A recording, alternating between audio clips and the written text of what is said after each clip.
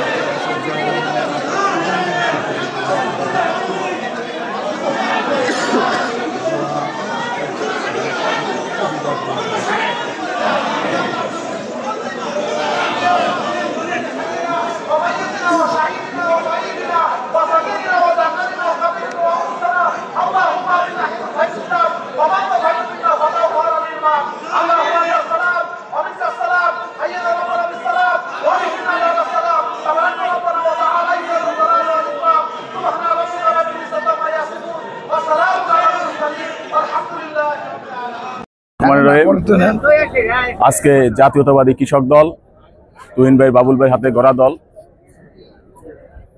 আজকে ৪৪তম প্রতিষ্ঠা বার্ষিকীতে শহীদ প্রেসিডেন্টের শহীদ জিয়াউর রহমানের হাতে গড়া এই কৃষক দল আজকে তুহিন ভাই বাবুল ভাই নেতৃত্বে অনেক দূর এগিয়ে গেছে।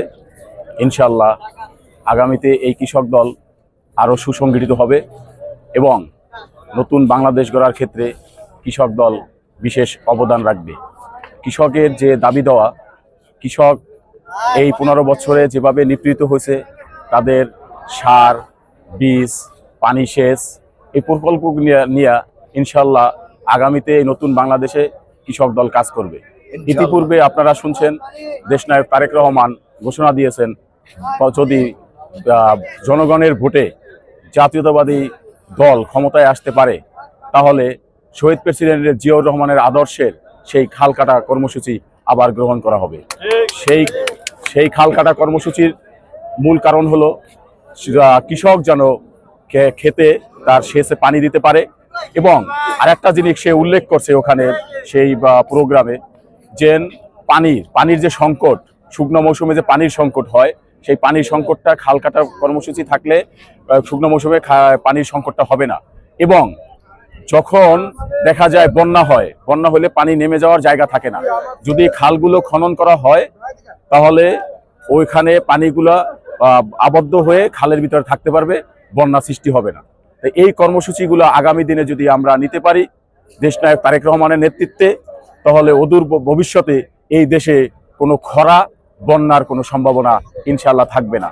তাই জাতীয়তাবাদী কৃষক দল তুহিন ভাই বাবুল ভাইয়ের নেতৃত্বে, ঢাকা মহানগর উত্তরে দল এবং মিঠু ভাইয়ের নেতৃত্বে আমরা ঐক্যবদ্ধভাবে দেশনায়ক তারেক রহমানের স্বপ্ন বাস্তবায়নে ইনশাআল্লাহ আগামী দিনে কাজ করে যাব। এজন্য জাতীয়তাবাদী কৃষক দল ঐক্যবদ্ধ এবং ঐক্যবদ্ধভাবে আগামী বাংলাদেশ গড়ব ইনশাআল্লাহ। কৃষক দল, জাতীয়তাবাদী কৃষক দলের পক্ষ থেকে কৃষকদের জন্য আপনাদের আসলে কি কি জিনিস আপনারা নতুনত্ব আনতে যাচ্ছেন, এবং পশ্চিমবঙ্গের বিজেপি নেতা শুভেন্দু অধিকারী তিনি বলেছেন যে বাংলাদেশে পণ্য পাঠানো বন্ধ হবে, বাংলাদেশ পণ্য পাঠানো বন্ধ হলে বাংলাদেশের অবস্থা খুবই খারাপ হবে।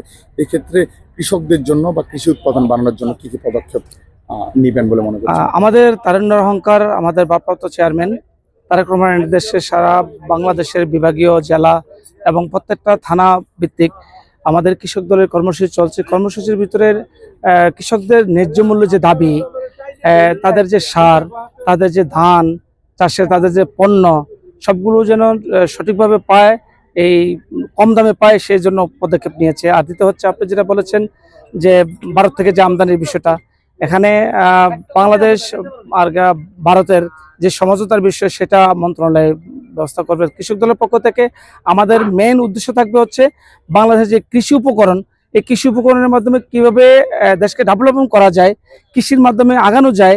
আমাদের কৃষি সম্প্রসারণ অধিদপ্তরগুলো থেকে আমাদের কৃষকদের কিভাবে উন্নত মানের বীজ বা উন্নত মানের যেমন সার, তারপর তাদের ন্যায্য মূল্যে যে দামে বিক্রি করার জন্য যে জিনিস পাবে, এগুলোকে পরিপূর্ণ দেওয়ার জন্য কিন্তু আমাদের পদক্ষেপ।